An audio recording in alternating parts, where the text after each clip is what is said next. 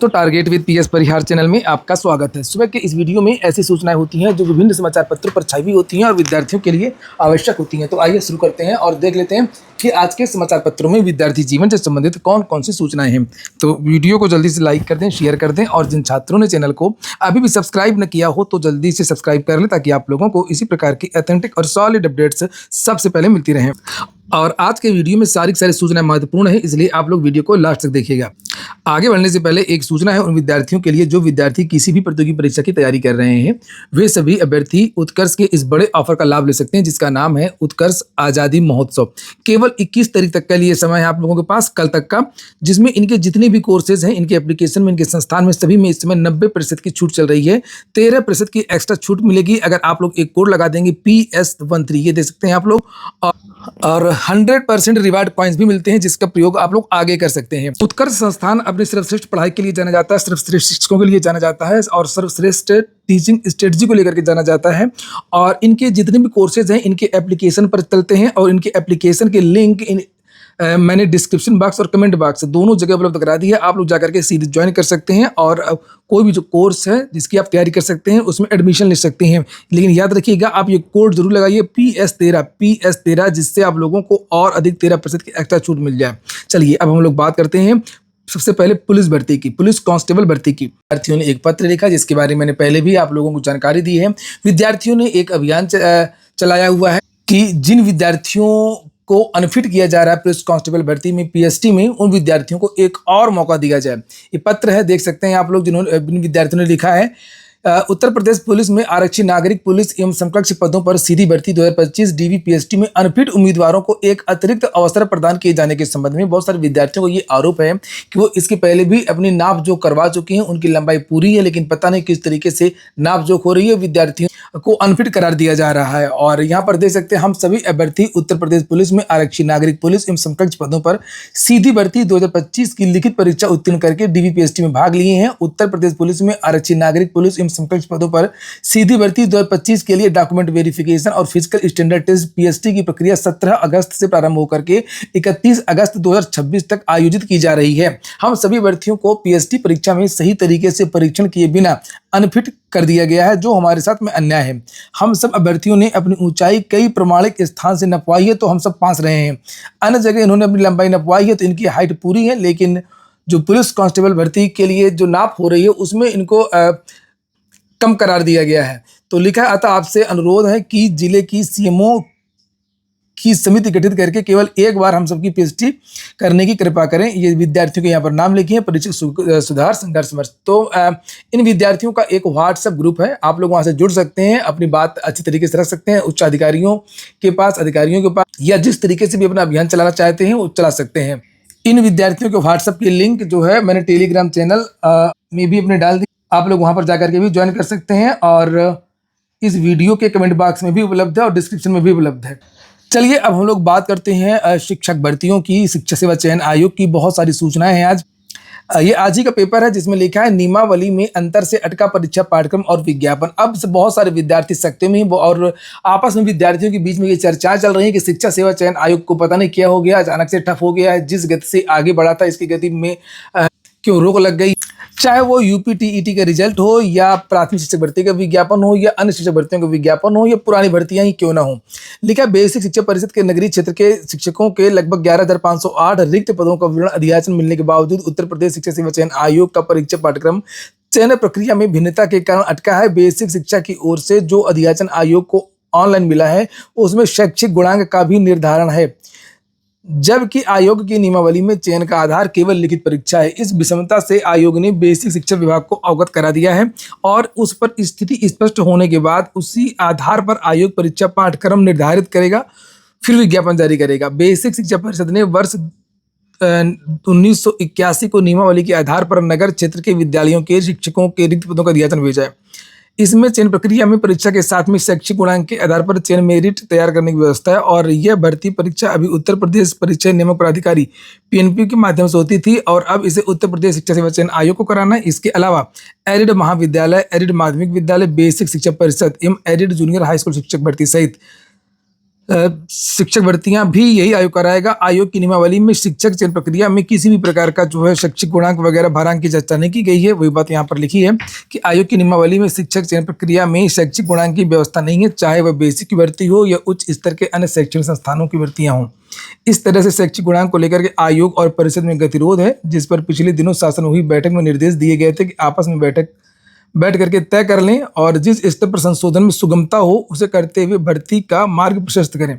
इस मुद्दे पर अभी निर्णय नहीं होने से प्रतियोगी इसे स्पष्ट करके परीक्षा पाठ्यक्रम जारी किए जाने की प्रतीक्षा कर रहे हैं कि कम से कम जल्द से जल्द ऑफिशियल सिलेबस वगैरह सुपर टेट का जारी हो और उसी के अनुरूप वो तैयारी कर सकें। वहीं टीजीटी पीजीटी को लेकर के भी यहाँ पर देख सकते हैं, ये आज ही का पेपर है जिसमें ये एक न्यूज है।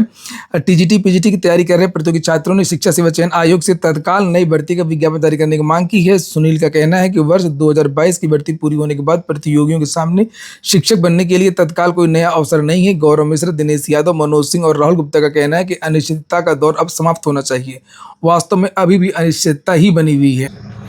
कला एवं शारीरिक शिक्षा के पद सृजन की मांग की गई है। राजकीय शिक्षक संघ ने 126 नवसृजित राजकीय माध्यमिक विद्यालयों एवं पूर्व से संचालित पद विहीन राजकीय विद्यालयों में कला एवं शारीरिक शिक्षा विषय के पद सृजित करने की मांग की है और इस संबंध में संघ के प्रांतीय संरक्षक रामेश्वर पांडे, महामंत्री सत्य शंकर मिश्रा ने माध्यमिक शिक्षा निदेशक को मांग पत्र भेजा।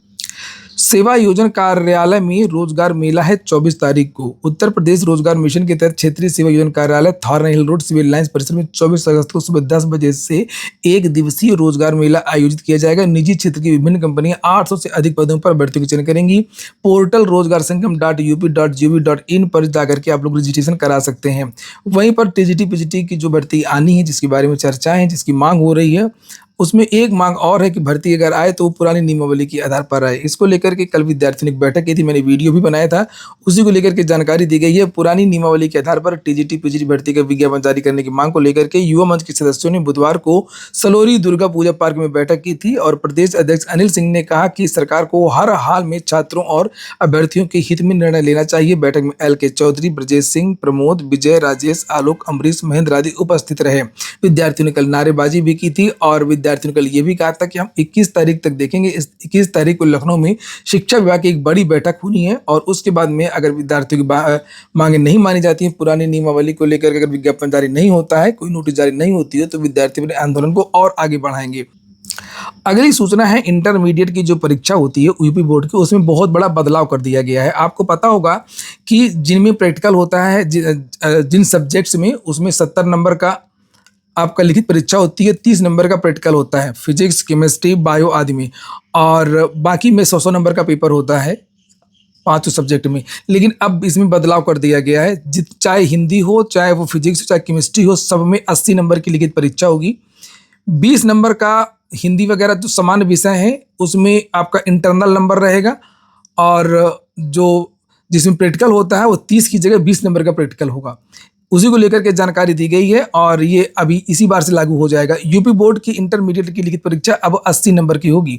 राष्ट्रीय शिक्षा नीति 2020, राष्ट्रीय पाठ्यचर्या की रूपरेखा 2023 एवं राष्ट्रीय मूल्यांकन केंद्र की सिफारिशों के आधार पर राज्य शिक्षा संस्थान समेत अन्य संस्थानों ने 11वीं और 12वीं के लिए 80 नंबर का प्रश्न पत्र तैयार किया है। अब आप लोग कहेंगे सर हम तो कंपटीशन की तैयारी कर रहे हैं, ये न्यूज़ हमारे लिए नहीं है। नहीं, आप लोगों को अपडेट रहना चाहिए। आप लोग शिक्षक भी बनेंगे, अधिकारी भी बनेंगे, तो आपको पता भी तो होना चाहिए ना कि अब आजकल क्या प्रारूप हो गया है, इंटर का क्या प्रारूप हो गया है, हाई स्कूल का। इसीलिए आप लोग पूरा वीडियो देखा करिए, सारी सूचना महत्वपूर्ण होती है। और आगे इसमें लिखा हुआ है कि वर्तमान में यूपी बोर्ड की ओर से इंटरमीडिएट में भौतिक विज्ञान, रसायन विज्ञान, जीव विज्ञान, गृह विज्ञान जैसे विषयों में 70 नंबर की लिखित परीक्षा होती है और 30 नंबर का प्रैक्टिकल होता है। वहीं हिंदी, अंग्रेजी, संस्कृत, अर्थशास्त्र जैसे जो गैर प्रायोगिक विषय होते हैं वो 100 नंबर की लिखित परीक्षा होती है। तो उसी को लेकर के लिखा कि अब गैर प्रायोगिक विषयों में भी 20 नंबर का आंतरिक मूल्यांकन होगा। विद्यार्थी किस तरीके से पढ़ता है उसका और क्लास में कितना आता है या नहीं आता है, टेस्ट में उसका कैसा परफॉर्मेंस रहता है, इसके भी नंबर जुड़ेंगे, इंटरनल नंबर।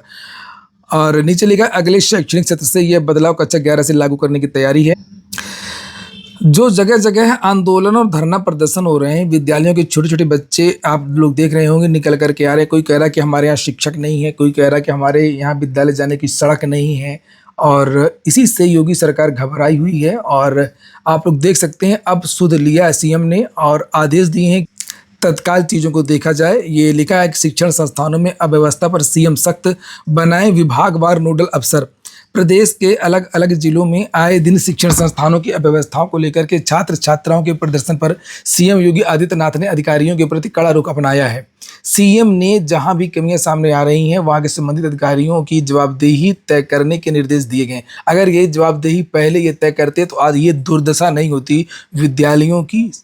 ना तो इन्होंने विद्यालयों में शिक्षकों की भर्तियां की हैं, अभी तक आज भी इनकी भर्तियां नियमावली, आहर्ता, बदलाव, कई चीज़ों को लेकर के फंसी हुई हैं।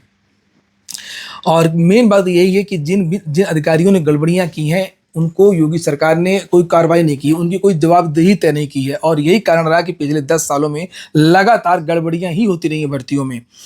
लिखा है कि साथ ही मुख्यमंत्री कार्यालय के अधिकारियों को नोडल अधिकारी बना करके शिक्षण संस्थानों की निगरानी का जिम्मा सौंपा गया है। सीएम ने लखनऊ, आजमगढ़, महोबा, हमीरपुर और उन्नाव आदि जिलों में छात्र छात्राओं के प्रदर्शन को गंभीरता से लिया है और उन्होंने समस्याओं के जल्द निराकरण की हिदायत देते हुए नाराजगी जताई है।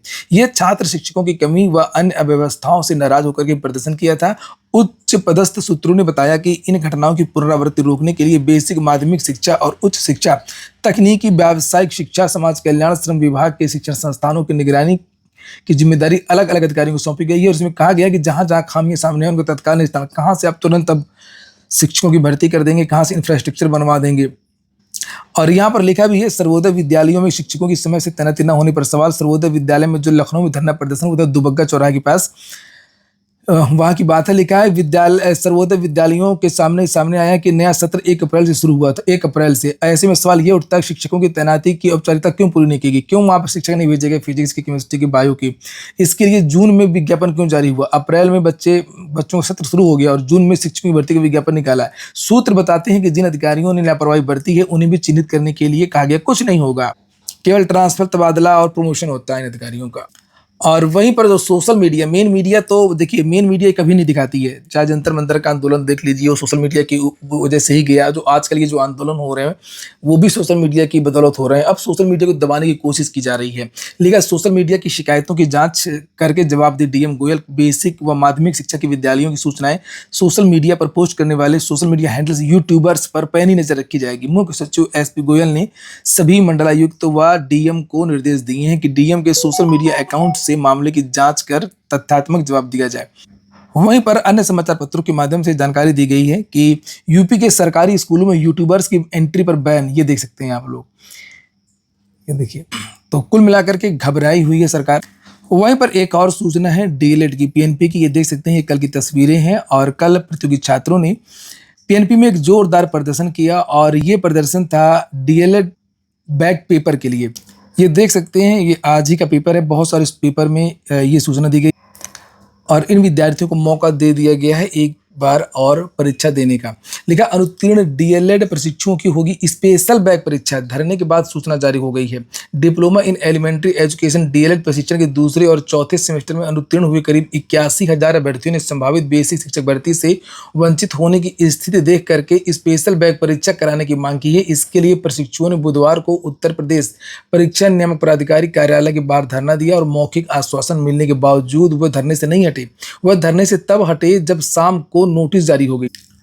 और लिखा है कि आगे कि डीएलएड संघ के अध्यक्ष विनोद पटेल व रजत सिंह ने कहा कि इसके पूर्व में एससीईआरटी व संबंधित डाइट प्रचारकों के साथ में बैठक करके एक सप्ताह में कुछ निर्णय किए जाने का आश्वासन दिया गया था, लेकिन तय समय में कोई प्रगति नहीं हुई थी। ऐसे में प्रशिक्षु बुधवार को पीएनपी कार्यालय पहुंचे और धरना देकर के अपनी मांग बुलंद की। ज्ञापन देकर के कहा कि 7 साल बाद बेसिक शिक्षक भर्ती आने की संभावना बनी है, लेकिन बड़ी संख्या में प्रशिक्षुओं के अनुत्तीर्ण हो जाने से उनके पास भर्ती पर आवेदन की पात्रता नहीं होगी। इस कारण स्पेशल बैक परीक्षा करा करके जल्द परिणाम घोषित किया जाए, जिससे चतुर्थ सेमेस्टर के भर्ती आवेदन करके शिक्षक भर्ती में शामिल हो सके। धरने में सुनील यादव, लोकुश मौर्य, प्रभात रागिनी गुप्ता, प्रीति अंजलि सहित बड़ी संख्या में प्रशिक्षु उपलब्ध थे। तो ठीक है दोस्तों, ये हो गया आज का वीडियो आपको अच्छा लगा हो, कि काम का हो तो लाइक अवश्य कर दें। जिन छात्रों ने चैनल को सब्सक्राइब न किया हो सब्सक्राइब कर लें। जिन छात्रों ने टेलीग्राम चैनल को ज्वाइन न किया हो तो टेलीग्राम चैनल को भी ज्वाइन कर लें, वहाँ पर भी महत्वपूर्ण सूचनाएं प्रदान की जाती हैं। पूरा वीडियो सुनने के लिए बहुत बहुत धन्यवाद।